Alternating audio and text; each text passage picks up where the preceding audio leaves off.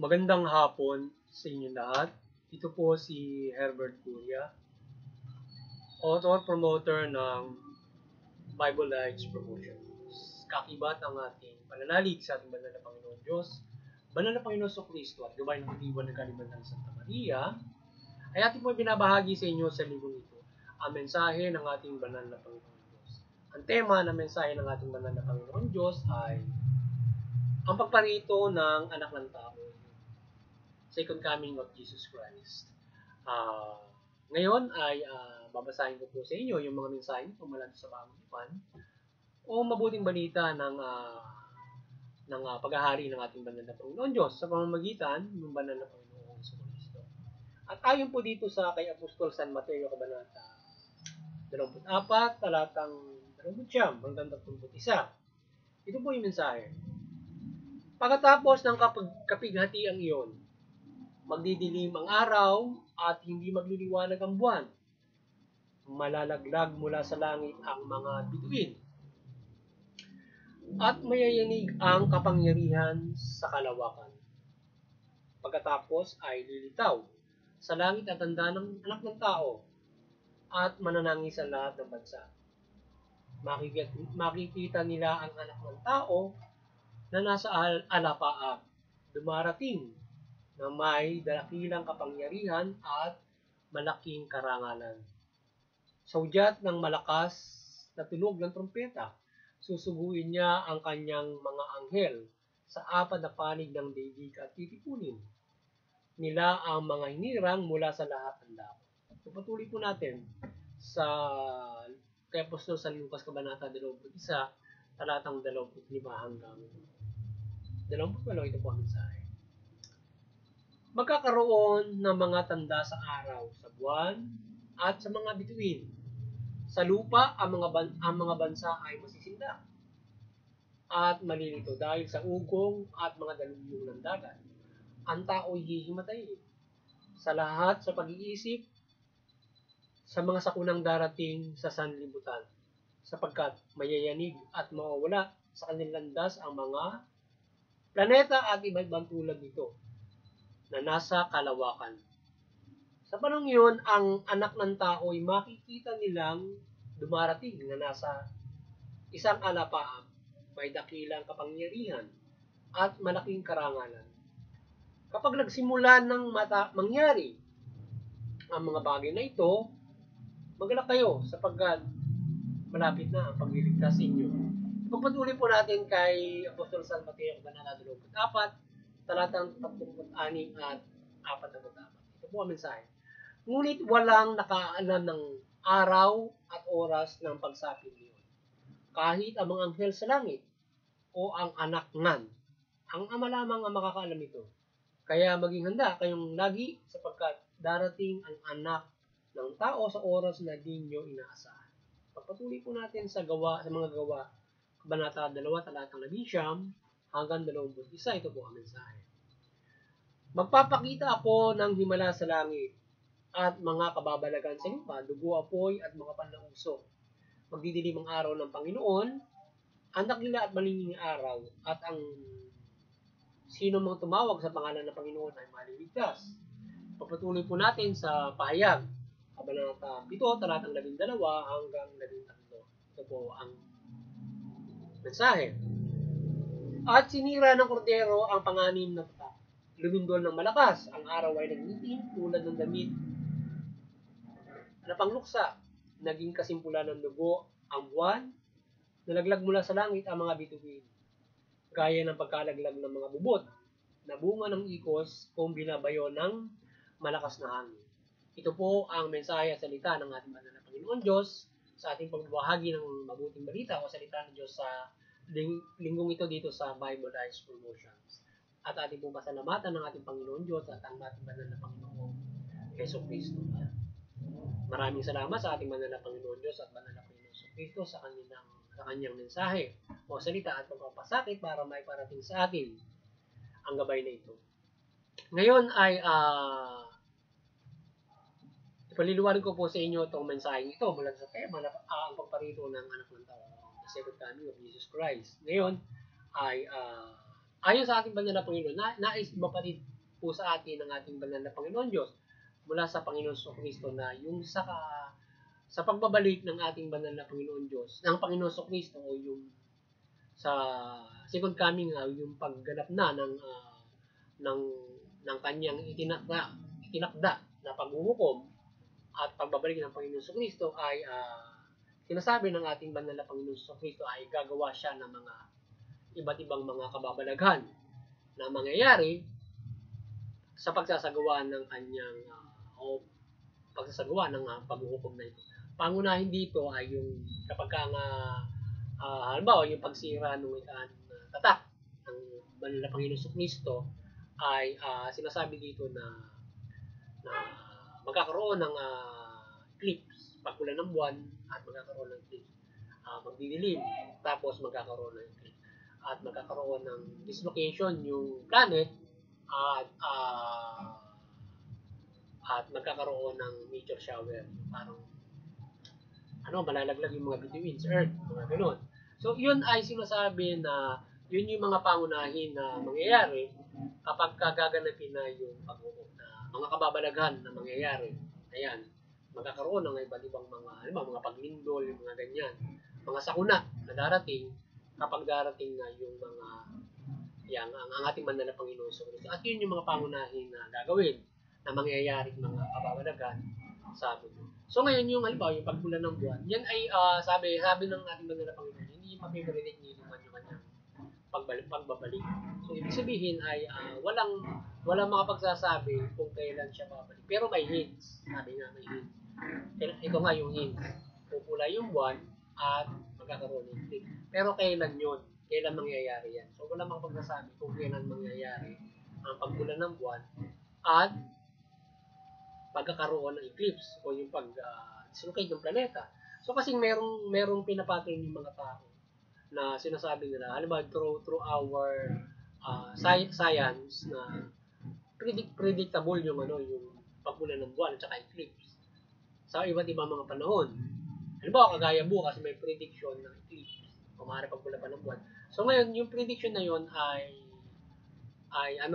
masasabi mo ba na ito na yung sinasabi na eclipse para magsisimula na yung paghuhukom. Hindi basta ganun yun. Kasi sinasabi nga sa tingin natin ay hindi ito basta mapipredict doon sa mga sinasabi natin na by in science siguro halimbawa kung maaari halimbawa sabihin natin yung mga tetrad na sinasabi noon na predictable by science na may mangyayaring ganun. So, doon na ba mangyayari yung sinasabing simula ng paghuhukom na predictable mo alin doon sa mga pagkulan ng buwan na yan na naka-predicted ng science ang maaaring mag-occur. Ay ba, nakakarami no? Doon sa maaaring ang mangyari kasi nga di ba magdi-dislocate yung planet. So, maaaring yung pagkulan ng buwan na yan at saka yung eclipse, diba? Yan ay anytime pwede mangyari.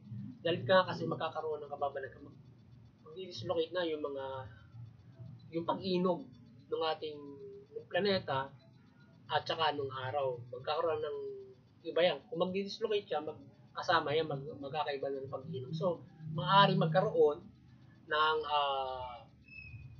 nung ganyan na eclipse at saka ng pagpula ng buwan. Without the prediction of the man na mangyayari yan sa iba't ibang mga panahon, di ba, na pag-inog ng araw. But kasi doon kung mag-dislocate yan, kasama yan.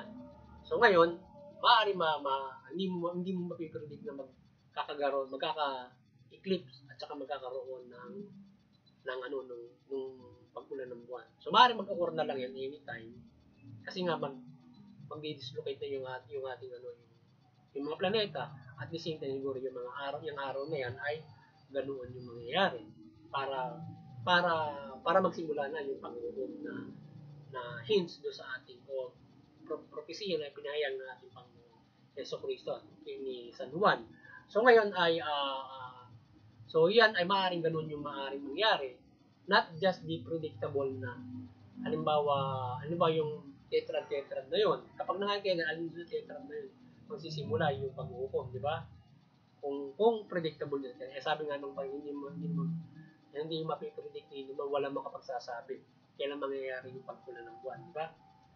Predictable din sa science yun. Diba na yun na yung yung mga sabi ko alin doon. Pero siguro, maaaring yan ay hindi doon sa predictable na yun. Maaaring doon sa pag-dislocate ng ating mga araw, ganyan, ng planeta, doon maasahan. Kaya nga, di ba, yung malaki ang influence, yung pag-inog ng buwan, araw, doon sa panahon, di ba, na nagkakaroon ng mga iba't ibang yung daluyung ng mga dagat. Doon ano yan eh. Maaaring yun ay may influence yung ganung pagbabago na yun. Dahil sa nag-dislocate na, and even on the pag-inom ng araw. Kasi nag-iiba na siya ng direction. Wala na siya doon sa tunay na ikot niya para mag-influence ng ganun. Kung maaaring ganun yung maaaring mangyari na hindi natin predictable. Dahil baka gaya bukas may prediction sila na ganun. Masasabi mo ba bukas na magsisimula yung pag-uho? Kasi mayroon parang lunar eclipse na yun or ganun. No, hindi mo ba sa mapipredict na ganun yun? O sasabihin mo, yung prediction na maaaring yun na ba yun? Diba? Kasi ganun yung o hints ng ating Bible sinasabi. Pero yung ba ay sa ganun mag-ukur or ito mag-ukur na lamang dahil nga doon sa sinasabi dislocation of the planet and might be the circulation of the sun and the moon, parang ganun. So, effect doon sa ating klima. So, yun, yun, ganun yung sinasabi na pagbabalik ng ating Panginoon Kristo pag natak ng panahon. Yan, dahil magsisimula yan, doon sa pagsira ng aning mata, doon yung magmula. At yung mga susunod pa, yung mga seven trumpets nga, iba't ibang mga sakuna ang darating sa atin na pagbagsak ng mga bituin, iba't ibang mga sakuna ang mangyayari sa mundo. So, yun, may mga, doon na masisira na yung 1/3 ng mundo para tayo ay yung sa unang pag-uunaw na ginagawa. So, bago pa darating ang ating Panginoon, bago dumating siya, siyempre, nasasako muna tayo ng 666. So, yung 666 na yun, yung suwain, so, kinakailangan muna tayo ay yung mundo sasakupin, pamumunuan ng 666. So, kapag napamunuan ng 666 yung mundo, kapag matapos yung mga ganung klase ng unang pagsakuna, saka darating ang ating Panginoon Kristo para sagitin tayo at talunin yung 666. And then mag-reign siya for 1,000 years. After reigning 1,000 years, doon na doon na yung second na pag-unaw. Kung saan paparami ng tatapusin ang lahat, mag-checks na doon sa bagong langit, bagong lupa. So, ganun yung proseso na mangyayari pagdating ng Panginoon. Yan, as we interpret dun sa sinasabi ng ating Panginoon Kristo o propesya na yan dito sa ating pagbabahagi nito. So, yan, so, ganun yung mangyayari na magigitan. So, hindi lang kasi yung tanda dun sa araw na, halimbawa, yung mag-eclipse, hindi lang yun ang mangyayari kasi pagdating ng 7 trumpets, hindi lang yun. Talaga yung 1/3 of the sun, talagang sisirain yun. Tsaka yung 1/3 of the sun and the moon, masisira. Masisira talaga siya pagdating ng panahon. So, ibig sabihin, yung araw, pagdating ng panahon, maging 1/3 na lang yung liliwanag. Siguro kung 6 to 6, 1/3 nun, mga 6 to 3 na lang siguro, maaaring liwanag. Mga ganun. Pagdating ng panahon na yun. But firstly, bago yun, muna, yung eclipse muna. And then, dislocation of the planet, then saka magkakaroon ng mga, yung sinasabi nga na pagbagsak ng mga bituin. Meteor shower, ibig sabihin, uulan ng mga bituin. Maaaring planeta pa nga yung yung tinitingnan ng iba, yung mga planeta pa yung mabangga sa mundo, di ba? Yung iba pa mga ganun. So, at yung meron mga sinasabi pa rin na iba't ibang mga pagbagsak ng mga bituin na kung pait ng mga magpapapait ng ating mga karagatan yata yan o ilog, mga ganun. Para yun ay problema na ilan sa mga kasali sa pag-uulaw ng ating banal na Panginoon Diyos. Yan. So, yun yung mga himala sa langit na ilan ng mga pangunahin bago dumating ang ating banal na Panginoong Yeso Kristo. But ang higit sa lahat ay bago mangyari ang mga bagay na yun. So, tayo ngayon na nalalaman na natin na mayroong pag-uom, tayo ay tumalima doon sa mabuting balita o binahagi ng ating banal na Panginoon Kristo. Dapat talimahin natin yan at maging matatag tayo sa ating pamumuhay. Hindi ika-maintain natin yung mabuti mula doon sa mabuting balita. Ngayon, kung na-maintain natin yung for daily lives, hindi lang doon tayo, syempre, kung mangyayari ngayon yan, abuti mo siyang buhay ka. Kasi nga, bibigyan kanya ng buhay sa pang-araw-araw hanggang sa maaaring hindi ka makaranas ng kamatayan kung darating na ngayon yan sa panahon dahil nga ikaw ay nananampalataya sa kanya. So, yun. Pero may mga talagang mabubuhay. Kasi pagdating din ng panahon, mayroon din namang mga masasama na mabubuhay pa rin pagdating ng panahon na yun. Na, na kahit na doon sa unang one-third, mayroong matitirang masama pa rin. Ilan lang yung mapupuksang mga sama pagdating ng panahon na yun. Yung pag-unaw na yun. At saka yung one-third ng mga kalupaan. Ilan lang yung mapupuksang masama, may matitirang mga sama doon pagdating nung pag-unaw na yun. At syempre yung mga mabubuting tao na maliligtas kung ikaw ay nanampalataya. And then, kaya lang ang mangyayari doon mas mabigat kasi kahit pahihirapan ng demonyo, syempre yung mga tao pagdating ng paglamunan. Kasi may mga isasagawa yung 666. Kasi parang yung sinasabi doon ng bayan, hindi ka makakabili kapag wala kang tatak. Syempre, yung mga masasama lang magpapatatak doon dahil sila yung sumasamba doon. So ngayon, problema malaki na kapag hindi magkakaroon ng, siyempre, labanan mo sila. Then, pag natatakan ka, mapaparusahan ka ng Panginoon Diyos pagdating ng Panginoon sa Kristo. Kaya hindi ka dapat magpapatatak. Diba? Lalabanan mo sila. Kaya lang, matatalo yung mga hinihira na, yung mga naniniwala. So, maraming matatalo. Pero, marami pa rin yung may sasalpa Panginoon sa Kristo. Siyempre, pagdating niya ng takdang, kasi nasa ilang buwan lang naman, ilang taon lang naman yan. So, kayang tiisin niya ilang mga huwag ka panatili ng mabuti at hindi magpapa-attack. So, ganoon. So, yun at sana ay naibahagi na naman natin sa linggong ito ang mensahe ng ating banal na Panginoon Diyos at inyong naunawaan ang mga mensaheng ito at kayo ay magkaroon ng malaking pag-asa sa inyong kaligtasang spiritual mula dito sa ating ibinahagi ito o mensahe ng ating banal na Panginoon Diyos sa kanyang muling pagbabalik upang maunawaan ninyo at maunawaan natin yung gagawin niya pagdating ng panahon. At sana tayo patuloy na gabayan ng ating banal na Santa Maria na kanyang pagmimilaw, na kanyang kaliwanagan sa pagbabahagi natin ng mabuting balita at kayo ay mahikayat at magabay ng kaliwanagan sa pagtalima ng mabuting balita o sa ating pagbabahagi ay magabayan tayo at kayo mahikayat sa pagtalimangan nito.